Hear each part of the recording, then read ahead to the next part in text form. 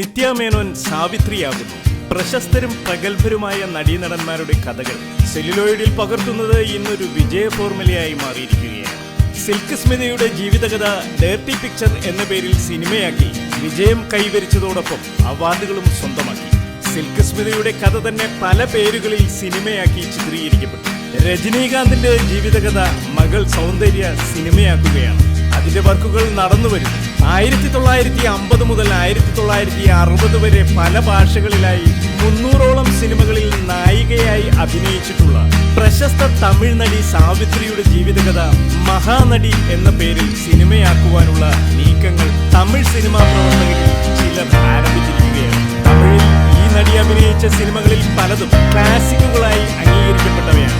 തമിഴ് നടികളിൽ ആദ്യമായി കാർ വാങ്ങിയതും സ്വന്തം ബംഗ്ലാവിൽ നീന്തൽക്കുളം നിർമ്മിച്ചതും സാവിത്രി എന്ന നടിയാണ്.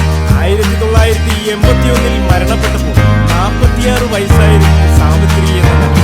സമ്പന്നതയുടെ ഉച്ചം കണ്ടായിട്ടും ദാരിദ്ര്യത്തിന്റെ വീഴ്ചയും അനുഭവിച്ചു. സ്വന്തം സിനിമാ നിർമ്മാണ കമ്പനിയാണ് ഇവരെ ആകെ തകർത്തത്. മാത്രമല്ല ലഹരിക്കടിമയായിരുന്നു സാവിത്രി. അകാലങ്ങളിൽ മരണപ്പെടുവാനുള്ള കാരണം ലഹരിക്കടിമയായതിനാൽ തന്നെ. സഹപ്രവർത്തകനും വിവാഹിതനുമായ പ്രശസ്ത തമിഴ് നടൻ ജമിനി ഗണേശന്റെ ഭാര്യാപദം, പ്രണയം, വിവാഹമോചനം എന്നിങ്ങനെ സംഭവ ബഹുലമായിരുന്നു സാവിത്രിയുടെ താരജീവിതം. അഭിനയത്തിൽ അവസാന വാക്കായിരുന്നു സാവിത്രി. ശിവാജി ഗണേശൻ എന്ന നടൻ എങ്ങനെയാണോ അതുപോലെ തന്നെയാണ് അഭിനയത്തിന്റെ കാര്യത്തിൽ സാവിത്രി എന്ന നടിയും. സാവിത്രിയുടെ കഥ സിനിമയാക്കുമ്പോൾ ആര് സാവിത്രിയാകും? സാവിത്രിയുടെ അണിയറക്കാരും തമിഴ് സിനിമാ ലോകവും പരസ്പരം ചോദിച്ചു.